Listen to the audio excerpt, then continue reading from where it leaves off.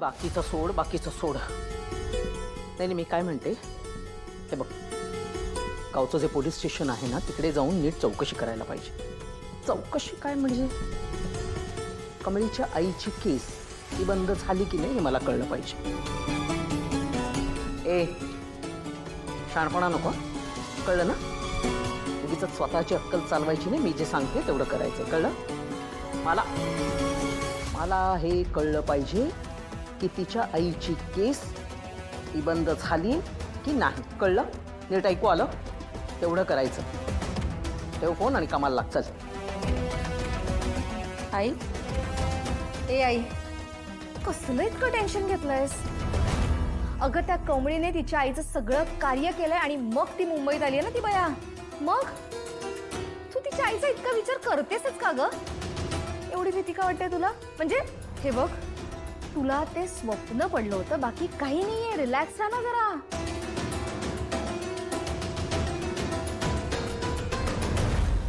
आई, तुझ्या मनात फक्त भीती बसलीये. अगं ते स्वप्न होतं, बाकी काही नाही. Relax, chill. नाही ग, पण खरं काही पाहिलंय का? हा, म्हणजे कमळीची आई मेली, तिचं प्रेत बॉडी सापडली का?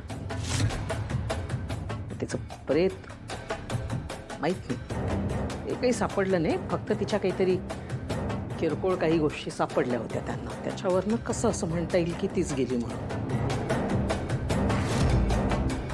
कमळीच्या आईने तिला काही गोष्टी जर सांगितल्या असतील तर. आज बाहेर बोलत असताना त्या कमळीचा सूर कसा होता बघितलंस का? कशी बघत होती? मला ते जरासं विचित्र वाटलं. ए आई, तू केव्हापासून इतके घाबरायला लागलीस ग? हा, नक्की तुझ्या मनात काय आहे ग? सांगशील मला प्लीज? सांग ना. ओय जस्ट स्टेट गावच्या तिने मला माफी मागायला लावली. मी तिला ना सोडणार नाही, मी सांगून ठेवतीये. आलीस आता हिचं ऐका, हो की नाही? आता तुम्ही दोघीच मला सांगा की मी कुणाचं ऐकू, कुणाला सांभाळू? Mom just shut up. अगे अगं, मी तुझ्याशी नाही बोलत आहे, मी तुझ्याशी बोलते, तू ऐकून घे.